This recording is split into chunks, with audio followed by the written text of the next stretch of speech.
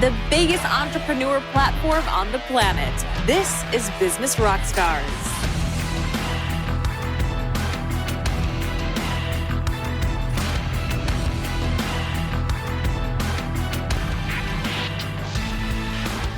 So Damian, thank you so much for joining us today.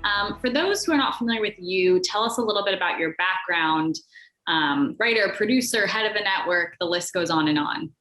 Yeah, thank you so much for having me. So my name is Damian Pelliccione. My pronouns are they and them. I also go by he and his. My title here at Revry is I am the CEO and also one of the 4 fabulous co-founders. My background is completely untraditional in terms of business or finance. I actually started off my journey where I'm from in Toronto, Canada, as a actor who went to performing arts high school and then made my way to New York City and then studied acting there as well, worked for a little bit of time at an agency actually while I was in New York. 9/11 happened, and then I decided to move to the West Coast, and I relocated to Los Angeles, and I haven't left, and that's now been, it's crazy to say, it's going to be 19 years this October that I've lived in Los Angeles. I just turned 40 this past March, so it's almost half my life now on the West Coast. It's definitely home in a lot of ways. But, what was really exciting, I think, to see the evolution over the last, at least 10 years was, not just building this company with Revry in the last 5.5 years, but really seeing kind of where technology has come into play and how that has changed Hollywood completely 360 to what it used to be, even 5 years ago, let alone like 10, 15, 20 years ago. And so that's been exciting to kind of be part of that change. I think naturally I come from a tech background as well as a creative background, but I like to consider myself a disruptor in the space.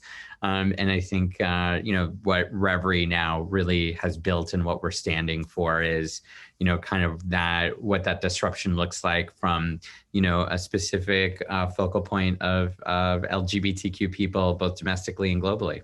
That's amazing. And I want to just back up for a sec. So for those who are not familiar with Revry, what is Revry? Oh, yes. Yeah. Sorry. Let me take a big step back. Not a problem. So, Revry is the world's largest LGBTQ TV streaming network.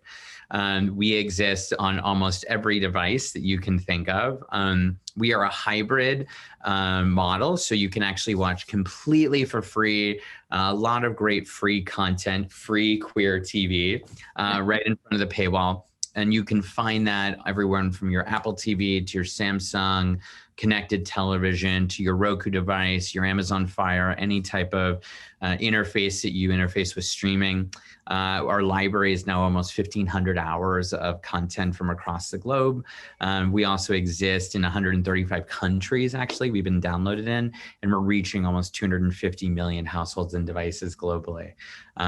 So we like to say that we are the market leader. I don't think we have any challengers in our space just yet, but it's a really exciting time to have a platform and be building a platform like Revry that, stands not just for entertainment, but for social impact and change and visibility for folks in our community, regardless of your gender, your sexual orientation, your race or cultural background. That's amazing. Absolutely. And I want to take a step back. So you started Revry in 2015. Is that correct? That's correct. Yeah. In your living room. Yeah. And now you're obviously so successful, but those early days, I'm sure, were kind of rough. You didn't just start and then become the #1 streaming service for LGBTQ, content. So what did that kind of look like from the second you had the idea to kind of conception, and how did it grow? Yeah, the evolution has been crazy over the course of 5 years consumer facing. Actually, to be honest, we started our consumer push at San Francisco Pride in 2016, wow. Which was just last weekend, 5 years ago. This idea did kind of come out of the Apple TV 4th generation, which is the little bit fatter Apple TV with the black remote. When they introduced an operating system called tvOS, very much like your iPhone, you have iOS. So developers and engineers could create unique app experiences for that big screen, that living room set. Roku was already doing this, Amazon Fire was already doing this, but of course, when Apple does something, I feel like it's very intentional and it changes kind of the world and where and which and way we interface specifically with content. And so we wanted to, I've always been a self-proclaimed Apple-phile. So I bought it when it first came out in October 2015, installed it on my TV at home.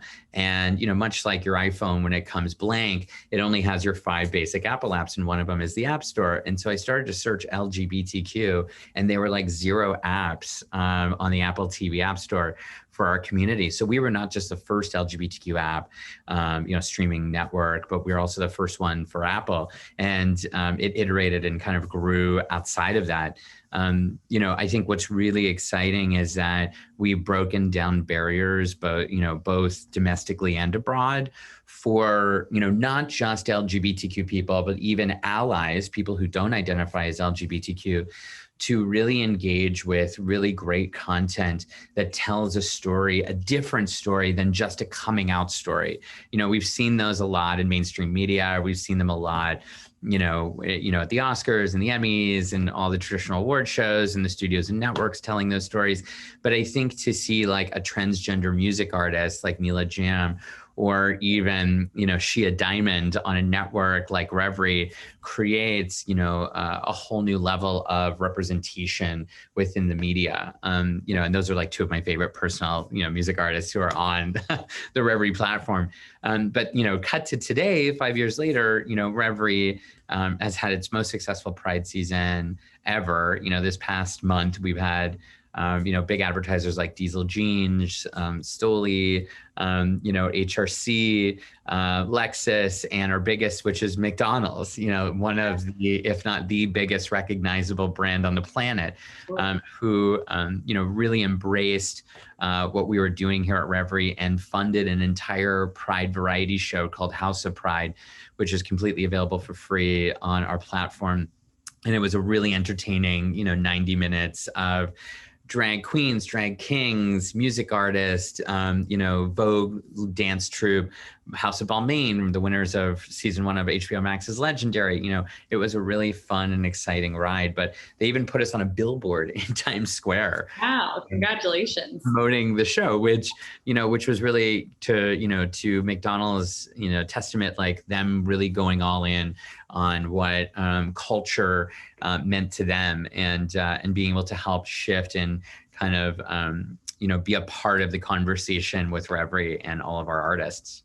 I love hearing you're such a success now, obviously. If someone's listening to this interview and they're thinking, wow, I want to do something like what Damian does. But, I think people learn so much from the challenges, right? What kind of challenges did you face when, you started Revry, and how did they help you grow to the successful platform you are today? Yeah, there's been so many challenges. Just startups in general are hard. Being an entrepreneur is not for everybody. I do encourage people to do it, at least try it, and the biggest word of advice that I could give to any kind of new young entrepreneur is fail big, fail fast, and learn from those failures, because that's going to be your greatest life lessons and your greatest schooling, even more than that, fancy, expensive degree that you got. Because I feel like all of my previous failed businesses or experiences in entertainment are really the things that brought me to the position that I'm in today. That's I preach that all the time. Failure is life teaching you a lesson, and you just need to be open enough to listen. I think that is a big part of being an entrepreneur. And then the other side of it too is that, there's going to be, amazing upside and celebration and, milestones that you can achieve when you really put the work in. Like when I was just mentioning with McDonald's and seeing ourselves, on a billboard in Times Square. But then there's also going to be times where, you're mortgaging your house to make payroll, right? And that is part of the journey and the evolution of being an entrepreneur, and just, being dedicated and having passion for what you are trying to achieve with your business. I think the passion is I think passion fuels innovation. That is, my firm belief in life. I think that Revry would definitely not be in the place that it is today had we not had 4 extremely passionate co-founders, Aaliyah J. Daniels, LaShawn McGee, and Christopher Rodriguez, and myself.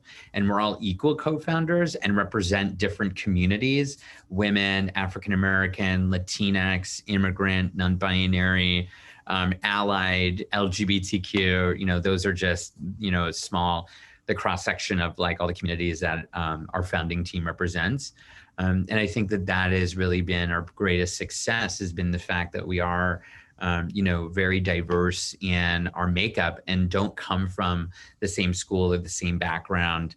So we're able to challenge each other in new ways, but also support each other along the way for the journey. That's great. And that's so important to have a diverse team, because what you lack, someone else will excel in. And it's just going to make your business a huge success, as you can attest to that. Content, as we know, is super competitive. You now have an international audience. Can you tell our audience why it's so important to have a queer specific content platform? Yeah, I think, we are not really reinventing the wheel. For, I hate to use this word niche, but, segment or special interest focused or community driven kind of networks like Revry. It's been done, with BET. It's been done with, Shudder for horror. It's been done with, you can even consider, WeTV or Bravo or any of these other kind of networks, really focusing in on a certain segment or audience or community. And I think it's important that LGBTQ people have something that reflects their story and their identity, both domestic and abroad. And, Revry is mainstream. Our audiences predominantly are not necessarily all LGBTQ. And I think that is where change really happens, is when someone who maybe sits in a part of the world or even this country that doesn't, or maybe not be connected to an LGBTQ person, and then they watch a piece of content on Revry, it starts to open their mind to, what, real authentic storytelling can look like. But on top of that, like what our community really is, which is, a community of communities.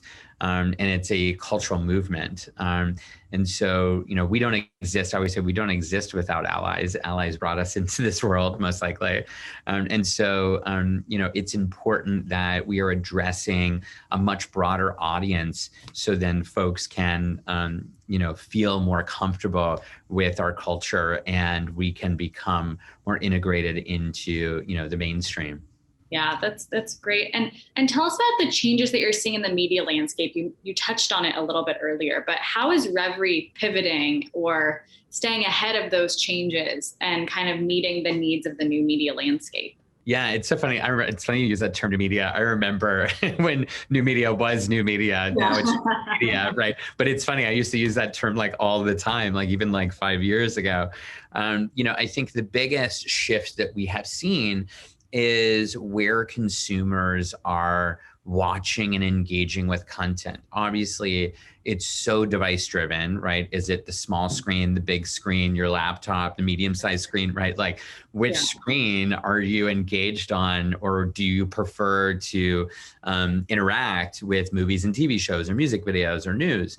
And so, for Revry, at least, it's about being accessible on as many different platforms and devices, and our own apps and channels, which we own and operate, our direct to consumer, and having that accessibility and that broader kind of reach is kind of the new perspective on distribution.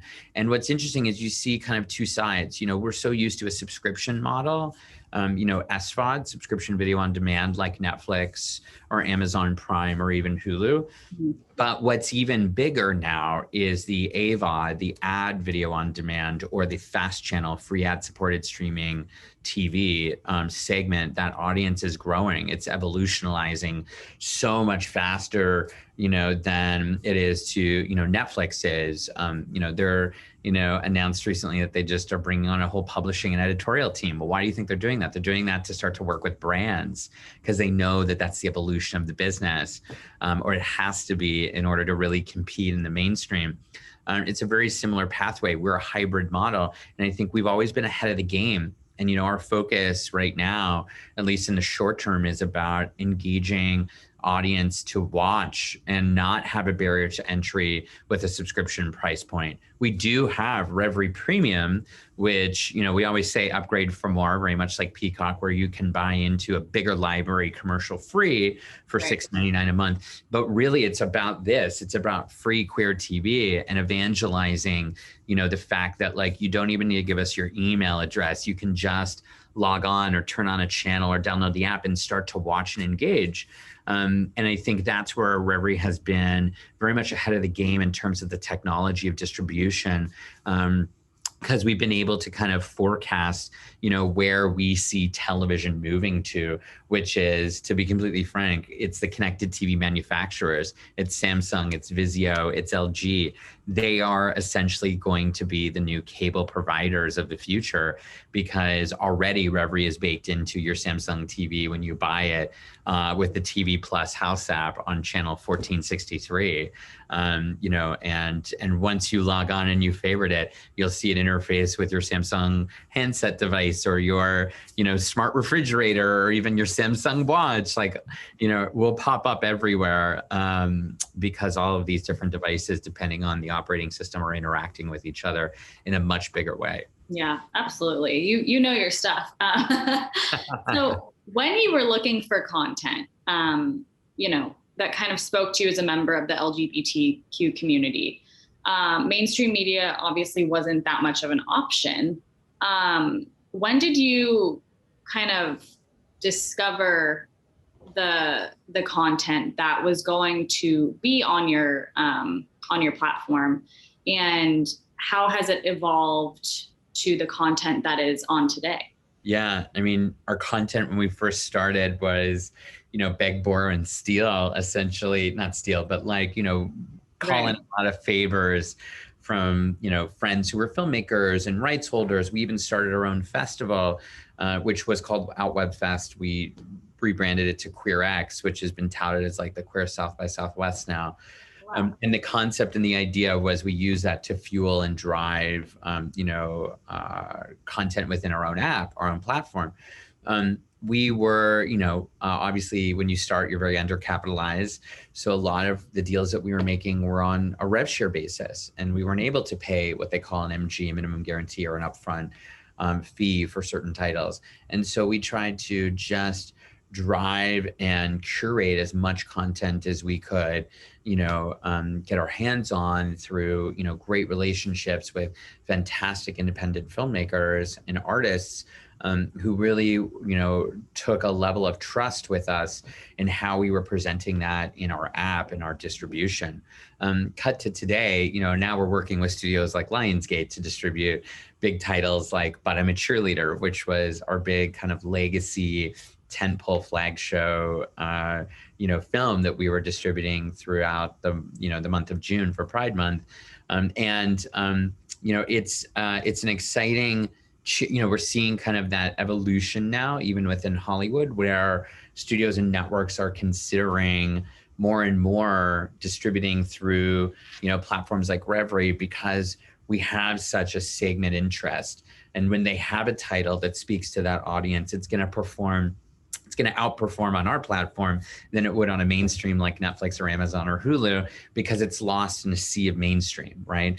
And so, I think, what we're really kind of pacing towards besides that is original content, working with brands like we just did with McDonald's and House of Pride to underwrite, original productions and shows, and be part of the cultural conversation from the moment that, a piece of content is constructed or developed.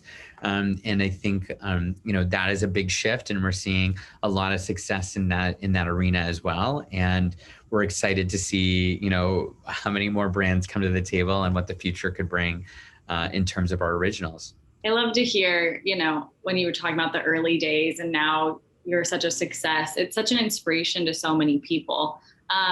Did you ever have a fear of failure when you were first starting? Oh my God, yes. Sorry, it's like the moment you said that, I'm in therapy all over again. Yes, 100%. You walk into, I think any entrepreneur, let alone like CEO or like C-suite or co-founder of a business, you walk into that business, with rose-colored glasses and this sense of imposter syndrome. I'm not good enough. I don't believe I can do it. There are so many, blocks that you create for yourself, reasons why not to. And I think that a really good friend of mine, gave me a really good piece of advice early on, which was get a great therapist. If you're going to be a CEO, mental health is just as important as physical health, and I preach, this no matter where or who I'm talking to, is everyone should at some point in their life get a coach, whether that's spiritual or mental health or psychological or psychiatric, whatever it is that you need to level set yourself and kind of work through, things like imposter syndrome, from a professional standpoint. So then you can open yourself up and you can be ready to receive what, the hard work that you've put in will start to output for you.